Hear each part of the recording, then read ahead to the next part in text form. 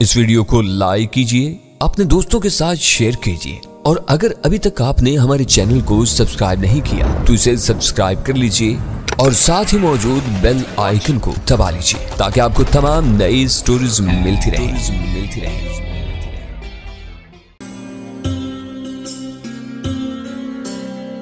बिस्मिल्लाहिर्रहमानिर्रहीम। Discover original के मुअज़्ज़ज़ नाज़रीन अस्सलामु अलैकुम। अब किस नंबर 499 मुलाहिज़ा फरमाएं। इससे पहले मैं उसके पेश किए हुए बहुत से कामयाब ड्रामे देख चुका था। मामूली सूरत-ए-हाल को अपनी ज़रूरत के मुताबिक ड्रामाई बनाने में उसका आसानी नहीं था। इन तमाम हक़ाइक़ का तज्ज़िया मेरे दिमाग के कंप्यूटर ने पहले से दस्तयाब हक़ाइक़ की रोशनी में फ़ौरन कर लिया। दिलावर को मालूम था कि हम परोहत के या मधुसूदन के घर ज़रूर जाएंगे। उसने वहाँ पहले से एक तस्वीर फराहम कर दी जो एक तरह से हमारे लिए पेश की इतला थी कि हमसे पहले शिकारी वहाँ पहुँच चुके हैं और अब आज़ाद होने के बावजूद हम उनकी शिकार गाह में हैं। इसी वजह से शिकारी परोहत के घर में ना पहुँच सके, वरना ये इंस्पेक्टर हमें जाए वारदात से रंगे हाथों पकड़ लेता और दिलावर की खिदमत में ला के पेश कर देता। ये मालूम हो जाने के बाद कि हम खुशकिस्मती के बायस ज़्यादा मजबूत जाल से बचकर निकल गए हैं, वो मधुसूदन और कीर्ति के घर पहुंचा, मगर हम वहां से भी फरार होने में कामयाब रहे। तो उसने दोनों मियाँ बीवी से मालूम किया कि हम कहाँ गए होंगे और फिर उनके साथ ठीक जगह पर आ पहुंचा। मधुसूदन और कीर्ति की गिरफ्तारी कोई कारनामा ना थी, वो अपने असल मिशन में नाकाम रहा था। उससे पहले दूसरे लोग हमें ले आए थे।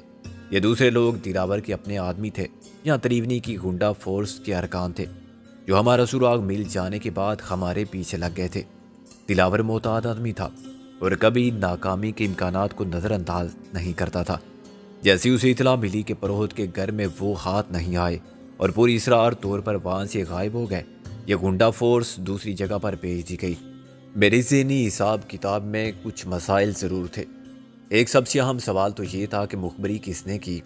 मोहम्मद खान ने बड़े यकीन से कहा था कि त्रिवेणी का बाप भी इस जगह का सुराग नहीं लगा सकता और ज़्यादा से ज़्यादा वो उस टेलीफोन तक पहुंच सकते हैं जो कहीं और लगा हुआ है। लेकिन त्रिवेणी, दिलावर एंड कंपनी ने अंदर की हालात तक जान लिए हैं। उन्हें मालूम हो गया था कि मधुसूदन और कीर्ति को वहाँ ले जाया गया और फिर छोड़ दिया गया। उन्हें मोहम्मद खान के अड्डे पर अपने चोरी हो जाने वाले असलहे की मौजूदगी का इल्म था और उन्हें परोहत के इस चोरी में मुलव्वस होने का भी इल्म था। ये सब उन्हें किसने बताया? यकीनन खान के वफादारों में कोई गद्दार मुखबर था।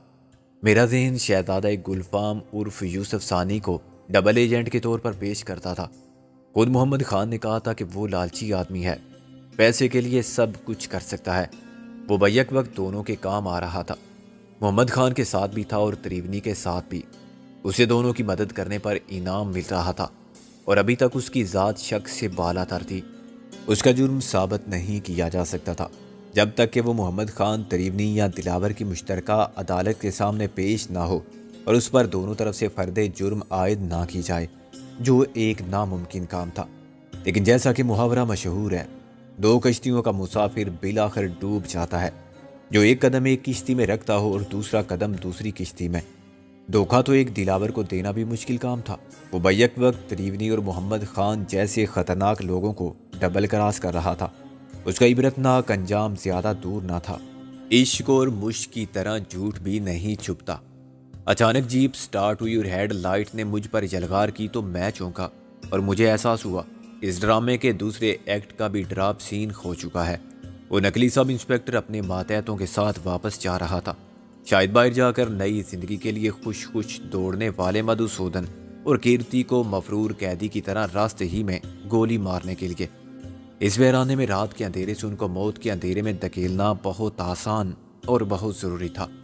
दिलावर ने कलाई की घड़ी देखकर कहा, अगर तुम्हें नींद आ रही है तो सो जाओ।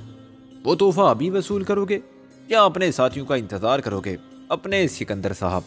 मैंने कहा, तुम्हारे इस सारे झूठ पर मबनी ड्रामे ने मुझे बिल्कुल मुतासिर नहीं किया। सब इंस्पेक्टर नकली था, वो नोट तो असली थे ना जो तुमने उसे दिए थे। मैं जाली नोट छापने के चक्कर में नहीं पड़ता। दिलावर बोला, तुम्हें भी इससे क्या फ़र्क पड़ता है कि वो सब इंस्पेक्टर असली था या नकली? हाँ, फ़र्क तो उन बदनसीबों को पड़ेगा जिनको तुमने हमारे सामने बड़ी फ्याजी से इंसाफ की आहनी गिरफ्त से छुड़ा दिया था। वो अब मारे जाएंगे जब उन्हें जिंदा रहने की ख्वाहिश पूरी होने का यकीन आ गया होगा। یہاں تو وہ آئے ہی مرنے کے لیے تھے، مگر اذیت پسند شکاری کے لیے اس میں زیادہ لطف ہے کہ شکار کو فرار کا موقع دے اور پھر اسے مار کے دورہ مزہ لے۔ اس کے خون کا، اس کی جھوٹی خوشی کے خون کا۔ چودھری دلاور کے چہرے پر طاری مصنوعی خوشی آہستہ آہستہ جھنجھلاہٹ اور فرسٹریشن میں بدل رہی تھی۔ اس کی صورت کی نرمی ایک پرانے اصلی چودھری دلاور کے چہرے کی صفاقی میں ڈل رہی تھی۔ عیاری کے نقاب کے نیچے سے اس کی شکست خوردہ انا کا سانپ پھنکارنے لگا تھا۔ سکندر، بہت بول چکے تم، اس نے دانت پیس کر اور مٹھی بند کر کے کہا۔ کیوں مجھے مجبور کرتے ہو کہ تمہارے سامنے میں رابعہ، میں نے اسے ایک گالی دی، بونکنے والے کتے، کاٹتا کیوں نہیں آخر؟ میں چیلنج قبول کر چکا ہوں۔ دلاور لمبے لمبے سانس لینے لگا۔ وہ اپنے غیظ و غضب کی آگ کے شعلوں پر قابو پانے کی جدوجہد کر رہا تھا۔ بزدل بے غیرت، چھوڑ دے اپنے ان کتوں کو مجھ پر، میں نے چیخ کر کہا۔ تیری اپنی ساری ہمت اور طاقت ایک غبارہ ہے جو خود فریبی اور جھوٹ کی ہوا میں اڑ رہا ہے۔ تو خود کیا ہے؟ مجھ سے نہیں، سورج سے مقابلہ کر کے دیکھ لے۔ میں تیری مردانگی کے دعوے کو چیلنج کرتا ہوں دلاور۔ ایک چوہے کی طرح ادھیڑ دے گی یہ عورت تجھے۔ صرف نازو ہی نہیں، رابعہ بھی تجھے چیر کر پھینک سکتی ہے۔ اب اس سے زیادہ تذلیل وہ برداشت نہیں کر سکتا تھا۔ یک لخت اس پر دیوانگی سوار ہو گئی۔ اس نے حکم دیا کہ مجھے پکڑ لیا جائے۔ جب میں بے دستو پا ہو گیا تو اس نے قریب آ کر میرے منہ پر تمانچہ مارا۔ میں نے کہکا لگایا۔ اس نے دوسرا تمانچہ دوسری طرف مارا۔ میں پھر ہنسا۔ وہ مارتا گیا، باری باری خر گال پر، یہاں تک کہ میرے گال دہکنے لگے اور چٹکنے لگے، مگر میں بھی ضد پر آ گیا تھا۔ میں اس پر کہہ کے لگاتا رہا، پھر مجھے موقع ملا اور میں نے اس کے منہ پر تھوک دیا۔ جواب میں اس نے بہت ذلیل حرکت کی۔ اس نے اپنے کتوں کو حکم دیا کہ وہ میرے چہرے پر باری باری تھوکے۔ میں نے یہ ذلت بھی برداشت کی، کیونکہ اب میرا یقین پختہ ہو گیا تھا کہ دلاور کسی وجہ سے مجبور ہے۔ وہ مجھے جسمانی گزن نہیں پہنچا سکتا۔ میرے ساتھ تشدد کے وہ طریقے آزمائے جا رہے تھے جو پولیس مخصوص حالات میں آزماتی ہے، جب ملزم کو اذیت دینے کے بعد یہ بھی ثابت کرنا مقصود ہو کہ اسے کچھ بھی نہیں کہا گیا۔ عدالت میں طبی معائنے سے اس کے جسم پر ایک بھی علامت سے تشدد کا پتہ نہ چلے۔ خدا نے مجھے سخت تر آزمائش میں شکوہ بلب نہیں دیکھا تھا۔ میں نے ہی کیا، رابعہ نے بھی خر عذاب جھیلا، لیکن اس کی رحمت سے مایوسی کو غالب نہیں آنے دیا تھا۔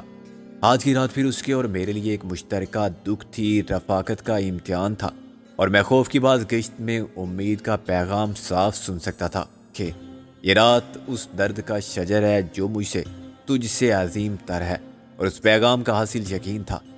میرے یقین نے بلاخر دلاور کے فریب آمیز اعتماد کو پارا پارا کر دیا۔ وہ تھک کر کرسی پر گر گیا۔ ہار جانے کے باوجود وہ ہار ماننے والا آدمی نہ تھا۔ اس نے فوراً اپنی ہار پر دوسرے فریب کی چادر ڈال دی۔ فریب کا ایک پردہ چاک ہو جانے پر اسے فرق نہیں پڑتا تھا۔ دیکھو اپنے سکندر صاحب، تم کو خدا کا شکر ادا کرنا چاہیے۔ اس نے لہجہ بدل کے کہنا شروع کیا۔ میں تو خدا کا شکر ہر حال میں ادا کرتا ہوں۔ اس نے اپنی بات جاری رکھی۔ یہ جو تم ابھی تک بک بک کر رہے ہو ہیں جی، اور زندہ سلامت بیٹھے ہو، تو ایسا خیال مت کرنا کہ مجھے ڈر ہے کسی کا۔ اس نے ایک گالی کو مجھ سے منسوب کر کے کہا۔ کیا دلاور اب وہ پرانا دلاور نہیں رہا؟ میری اور تمہاری دشمنی کی وہ کیا نام ہے اس کا، نوعیت، وہ نہیں بدلی۔ کیا تم یہ کہنا چاہتے ہو کہ اچانک تم رحم دل اور با مروت ہو گئے ہو؟ میں نے تن سے کہا، جس کو تم نے ابھی ثابت کیا۔ اس نے نفی میں سر ہلایا۔ بات بس اتنی سی ہے کہ مجھ پر ایک چانس کا قرض ہے۔ چانس تم نے دیا تھا، اس وقت تم مار سکتے تھے مجھے، لیکن تم نے بس سمے ذلیل کیا اور چھوڑ دیا۔ اپنے وعدے کا پاس رکھتے ہوئے تم نے ہماری جان نہیں لی۔ چنانچہ تم یہ قرض یوں ادا کرو گے کہ اچھی طرح ذلیل کرنے کے بعد ہماری جان بخشی کر دو گے۔ میں نے کہا، چھوڑ دو دلاور، یہ چکر اسے دینا جو تمہیں نہ جانتا ہو۔ اصل بات یہ ہے کہ تم مجبور ہو۔ چلو آپ ایسا سمجھ کے خوش ہوتے ہو تو ٹھیک ہے، ہم مجبور ہیں اور تم مختار ہو۔ دلاور نے کہا، تمہیں پیغام تو مل گیا ہوگا میرا کہ میں تم سے ملنا چاہتا ہوں۔ تمہارے نام لاہور سے ایک تحفہ بھیج دیا ہے کسی نے، میری معرفت۔ مجھے معلوم ہے وہ تحفہ کیا ہوگا، تصویر دیکھ کے تم نے سمجھ لیا ہوگا۔ دلاور بولا، مجھے اس سے پہلے ہی اطلاع مل گئی تھی تمہارے سورماؤں کے کارنامے کی۔ انہوں نے ایک بیوہ کو اور اس کے یتیم بچوں کو اغوا کر لیا ہے۔ تمہیں غلط اطلاع دی ہے کسی نے۔ دلاور بولا، مرحوم رضوی صاحب SSP ہمارے دشمن ضرور تھے، لیکن آدمی نیک اور رسول پرست تھے۔ پرانے وقتوں کے کچھ نمونے کہیں کہیں نظر تو آ جاتے ہیں نا اب بھی، مگر وہ سب ختم ہوتے جا رہے ہیں رضوی صاحب کی طرح۔ وزیداری کا فیشن نہیں رہا نا۔ ویسے آج کوئی ترکی ٹوپی شیروانی پہن کے بازار میں آ جائے تو تماشا بن جائے، کارٹون نظر آئے۔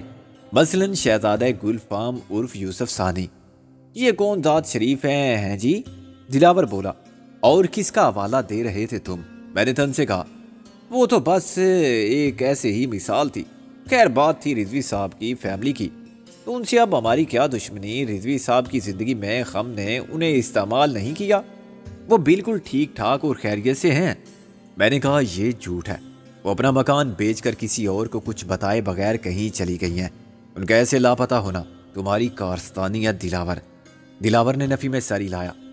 خواہ مخواہ الزام مت لگاؤ یار، ایسی کوئی بات ہوتی تو میں مان لیتا تمہارے سامنے۔ انہوں نے مکان ضرور بیچا مگر وہ لاپتہ نہیں ہوئی ہیں۔ تو پھر کہاں ہیں وہ جہاں بھی ہیں بالکل خیریت سے ہیں، انہیں کوئی تکلیف نہیں، ہر طرح کا آرام ہے۔ یعنی تمہاری جیل میں انہیں ایک کلاس دی گئی ہے؟ دلاور نے کہا انہوں نے دوسرا مکان پسند کر لیا تھا، میرا خیال ہے کل وہ اس میں شفٹ ہو جائیں گی۔ دلاور نے میری طرف دیکھے بغیر کہا اس کا مطلب یہ ہوا کہ تمہارے مذموم عزائم کا شکار ہوئی صرف شیلا؟ میں نے کہا۔ دلاور نے میرے سوال کا جواب گول کر دیا۔ وہ تصویر تو کیمرہ ٹریک نہیں تھی، یا یہی تحفہ لائے ہو تم میرے لیے؟ میں نے کہا تحفہ تھا تو اپنے محسن شیروانی صاحب کے لیے، اچھا تھا اگر وہ خود آ جاتے، مگر خیر میں نے دل کو پتھر کر کے کہا میں محسن کی طرف سے شیلا کی لاش وصول کرنے کے لیے تیار ہوں۔ رابعہ نے پھر رونا شروع کیا۔ میں نے کہا تھا نا تم سے، وہ شیلا ہی تھی، اس کے کپڑے اور ٹاپس وہی تھے، ان لوگوں کو کیا ملا اسے مار کے؟ تو جی وکیل صاحبہ، یہ آپ سے کس نے کہا کہ ہم نے اسے مار دیا ہے؟ خدا نہ خواستہ۔ دلاور نے بے حد حیرانی کا اظہار کیا۔ جھوٹ مت بولو کمینے ذلیل، رابعہ چلانے لگی۔ میں نے اس کا کندھا سختی سے دبا کے کہا یہ کیا بے وقوفی ہے؟ تم میرے لیے باعث ندامت بن رہی ہو، شرم آنی چاہیے تمہیں۔ رابعہ میرے کندھے پر سر رکھ کے سسکیاں لینے لگی۔ میں کیا کروں سکندر، ابھی کیوں اپنے آنسو ضائع کر رہی ہیں مس رابعہ کاری؟ ایک دن شاید آپ اسے رونے پر مجبور ہو، اگر وہ دن آیا تو اس میں ہمارا کوئی قصور نہیں ہوگا۔ دلاور نے کہا ہم اسے زندہ لے آئے ہیں اور زندہ رکھیں گے، آپ کی امانت رہے گی ہمارے پاس ہے جی، اور جیسی ہوگی آپ کے حوالے کر دی جائے گی، لیکن یہاں نہیں۔ رابعہ رونا بھول گئی۔ وہ زندہ ہے؟ دلاور مسکرایا۔ ہاں جی اتنی زندہ ہے جتنی آپ ہو، مگر اس کو زندہ رکھنا صرف ہمارا کام نہیں ہے، کچھ تھوڑا سا تعاون تو آپ کا بھی ہونا چاہیے نا۔ میں نے کہا تم معاملے کو پراسرار بنا کے پیش کرنے کی آتی ہو، لیکن میں نے تم سے غلط نہیں کہا۔ جب مجھے معلوم ہوا تھا کہ مسز رضوی اور شیلا غائب ہیں، اور اس کے بعد تمہاری طرف سے شیلا کی ایک تصویر ملی تھی، میں نے اپنے دل کو شیلا کے بارے میں بدترین خبر کے لیے تیار کر لیا تھا۔ اب احساس ہوتا ہے کہ انہیں ہم غیر محفوظ چھوڑ آئے تھے۔ ہماری ایک کمزوری تمہاری شاذوری بن سکتی تھی، تم جیسے دشمن سے ہر کمینگی کی توقع کی جا سکتی ہے۔ جنگ میں شرافت کا کیا سوال، جو کچھ تم نے کیا میرے نزدیک وہ کوئی شریفانہ عمل نہیں تھا۔ دلاور نے کہا تم اگر میرے بیوی بچوں کو مار دو تو میں تسلیم کر لوں گا کہ میں ان کی حفاظت نہیں کر سکا، تم سے نہیں کہوں گا کہ یہ کوئی شرافت ہے۔ شیلا اب ہمارے قبضے میں ہے اور زندہ ہے، ابھی کچھ دیر بعد تم اسے دیکھ لو گے۔ صرف دیکھنے کی اجازت ہوگی؟ رابعہ نے کہا کیا مل نہیں سکتے شیلا سے؟ دلاور نے اسے غور سے دیکھنے کے بعد نفی میں سر ہلایا۔ ابھی نہیں، ملاقات بھی کرا دیں گے لیکن چند دن بعد۔ اس سے بات بھی نہیں ہو سکتی؟ رابعہ نے مضطرب لہجے میں کہا ٹیلی فون پر ہی صحیح۔ میں نے کہا میں بتاتا ہوں تمہیں، وہ تمہیں اسی شیشے کے تابوت میں سوتی ہوئی نظر آئے گی۔ اب میں سمجھ گیا ہوں کہ وہ کوئی کیمرہ ٹرک نہیں تھی، انہوں نے اسے کسی شیطانی عمل کے ذریعے شیشے میں قید کر لیا ہے۔ ممکن ہے شیلا کو خواب آور دواؤں کے انجیکشن دے دے کر محو خواب رکھا گیا ہو، مگر میں اس امکان کو بھی مسترد نہیں کرتا کہ یہ اس کی لاش ہو جسے انہوں نے مصری ممی کی طرح با حفاظت رکھا ہو۔ رابعہ پھر رونے لگی، اس کا نروس بریک ڈاؤن ہو رہا تھا اور وہ اپنے آنسوؤں کو بہنے سے روکنے کی کوشش میں ناکام تھی۔ دلاور اٹھ کھڑا ہوا، اسے میری بات پر کوئی تبصرہ نہیں کیا۔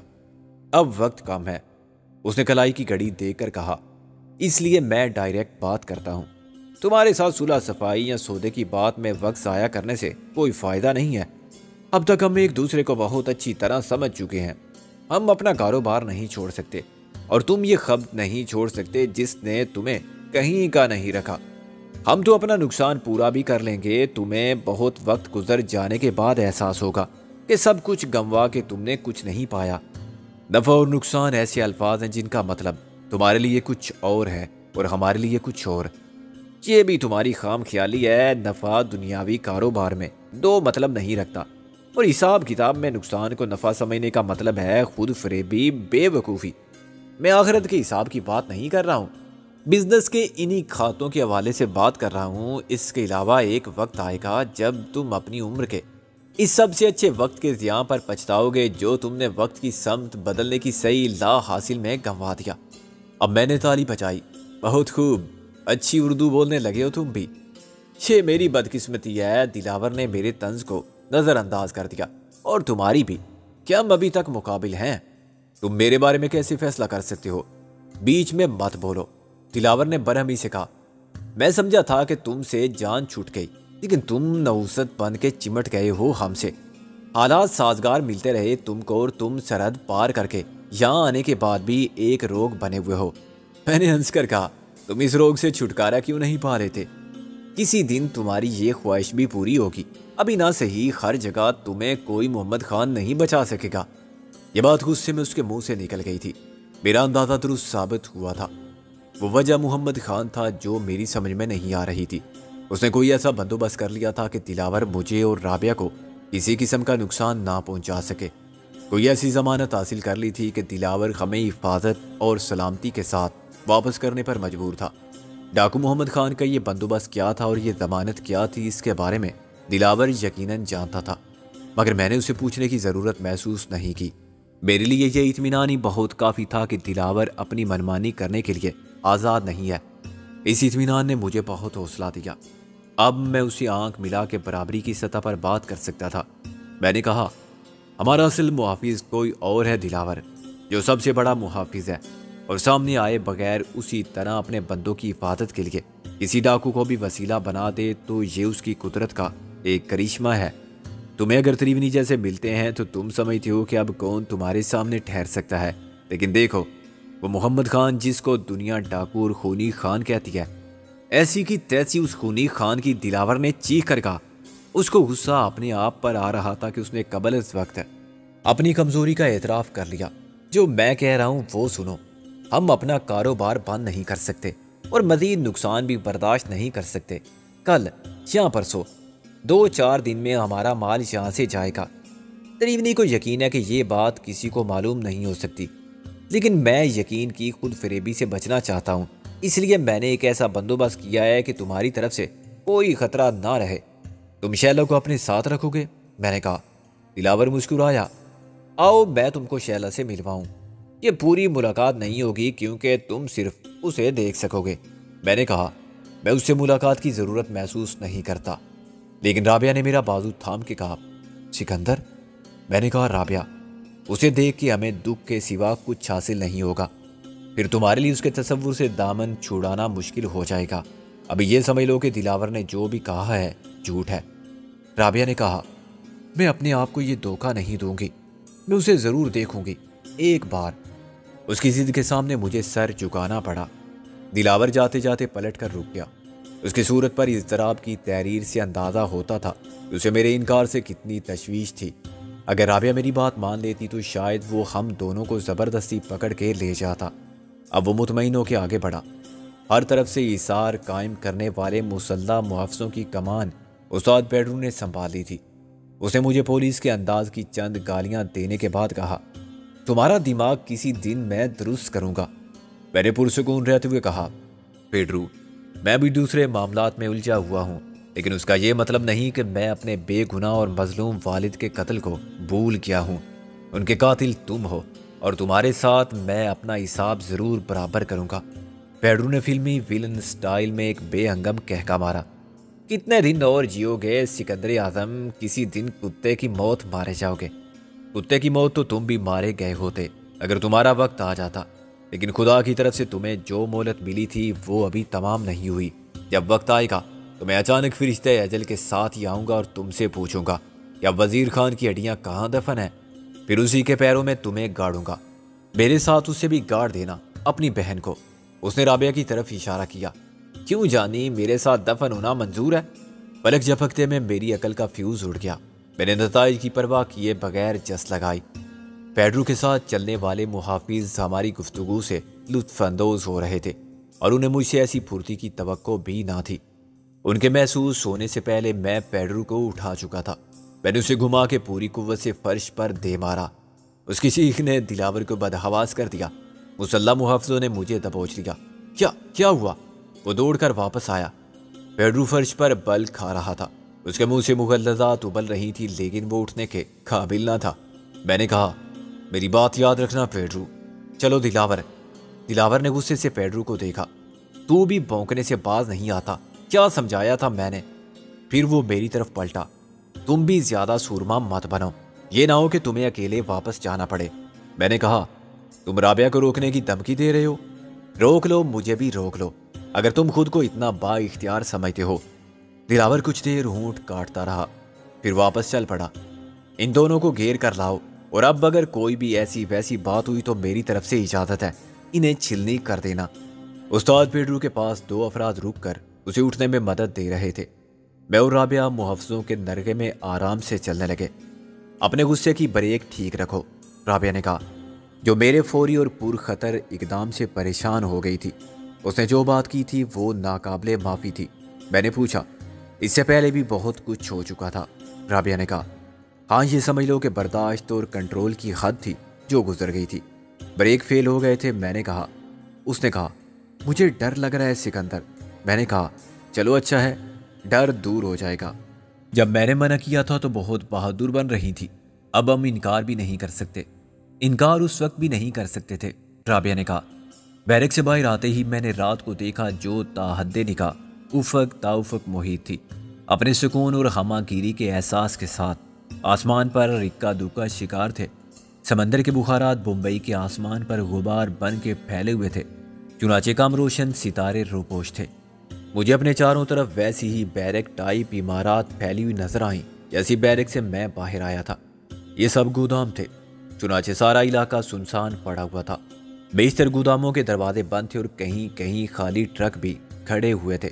صرف حد بندی کے لیے خیر گودام کے گرد خاردار تاروں کی باڑ لگا دی گئی تھی۔ اس کا مقصد حفاظتی انتظامات کو یقینی بنانا نہیں تھا۔ گودام کی بلند بے رنگ دیواروں پر باہر کے حصے کو روشن رکھنے کے لیے بلب بھی لگائے گئے تھے، مگر ان کی روشنی ناکافی تھی۔ یوں لگتا تھا جیسے کسی کو بھی گودام میں رکھے ہوئے مال کے چوری ہونے کا ڈر نہیں، چنانچہ چوکیدار بھی بہت کم نظر آ رہے تھے۔ اس علاقے کا جائزہ ایک نظر میں لینے کے بعد مجھے کیرتی اور مدھوسودن کے بیان کا خیال آیا۔ انہوں نے کہا تھا کہ اسلحہ چرانے کے لیے وہ ایسے ہی کسی گودام میں گئے تھے۔ زیادہ امکان یہی تھا کہ جس گودام سے خم نکلے تھے اسی کو دلاور اینڈ کمپنی اپنا مال جمع کرنے کے لیے استعمال کرتی تھی۔ وہ کھیپ جا چکی تھی جس میں سے ان میاں بیوی نے تھوڑا سا اسلحہ چرا لیا تھا۔ اس جرم کی سزا انہیں بیرک سے باہر جانے کے بعد ہی دے دی گئی ہوگی، ورنہ ان سے مزید تصدیق کی جا سکتی تھی۔ دلاور نے کہا تھا کہ کل پرسوں یا 2-4 دن میں مزید مال جائے گا۔ اس کا صاف مطلب یہ نکلتا تھا کہ آج کل میں یہ گودام پھر بھر جائے گا۔ دلاور اب دوسرے گودام میں داخل ہو رہا تھا جو 20 گز دور بنا ہوا تھا۔ دونوں گودام ایک ہی کمپنی کی ملکیت نظر آتے تھے، کیونکہ دونوں کے گرد ایک ہی تاروں کی باڑ تھی۔ اس باڑ میں 1-1 فٹ کے فاصلے سے تاروں کی 3 کی تاریں ساتھ ساتھ چلتی تھی اور تقریباً ہر 10 فٹ کے فاصلے پر اینگل آئرن کا ایک کھمبا انہیں سہارا دیتا تھا۔ دوسرے گودام کی تعمیر بالکل ویسی ہی تھی جیسی مدھوسودن نے بیان کی تھی، یعنی اس کی چھت اونچی اور مخروطی تھی۔ یہ نسبتاً قدیم بیرک تھی اور اس کی چھت RCC سے نہیں بنائی گئی تھی۔ ایک بہت بلند فولادی گیٹ سے گزرتے ہی دلاور دائیں جانب مڑ گیا۔ بیرک کے اندر تاریکی تھی، پھر بھی میں نے وہ کریٹ دیکھ لیے جو دیواروں کے ساتھ ساتھ اوپر تک بھرے ہوئے تھے۔ یہ سب اسلحہ نہیں ہو سکتا تھا، کیونکہ یہ 6 فٹ لمبے اور چوڑے ہزاروں کریٹ تھے جن کو لے جانے کے لیے 100 ٹرک بھی کم پڑتے۔ اس وقت میں کوشش کے باوجود اس کمپنی کا نام نہ دیکھ سکا جو اس گودام کی مالک تھی، ورنہ مجھے یہ بھی پتہ چل جاتا کہ آخر ان ہزاروں کریٹس میں کیا چیز مشرقی پاکستان جاتی ہے۔ تاہم طریقہ واردات میری سمجھ میں آ گیا تھا۔ ہزاروں کریٹس میں سینکڑوں کریٹ اسلحے کے اس طرح شامل کرنا کہ وہ پکڑے نہ جائیں کوئی مشکل کام نہ تھا۔ 100 کریٹس میں اسلحے کے 10 کریٹ بآسانی چھپائے جا سکتے ہیں۔ انہیں کسی ٹرک میں سب سے آگے والی قطار میں سب سے نیچے رکھ دیا جائے اور پھر ان کے اوپر اور آس پاس 90 کریٹ ڈھیر کر دیا جائے تو یہ کیسے ممکن ہے کہ تلاشی لینے والے پہلے پورا ٹرک خالی کرائیں اور پھر نیچے دبے ہوئے کریٹ کھول کے دیکھیں؟ ان کے پاس اتنا وقت کہاں ہوتا ہے؟ ویسے بھی ایسے دھندے اشتراک سے چلتے ہیں۔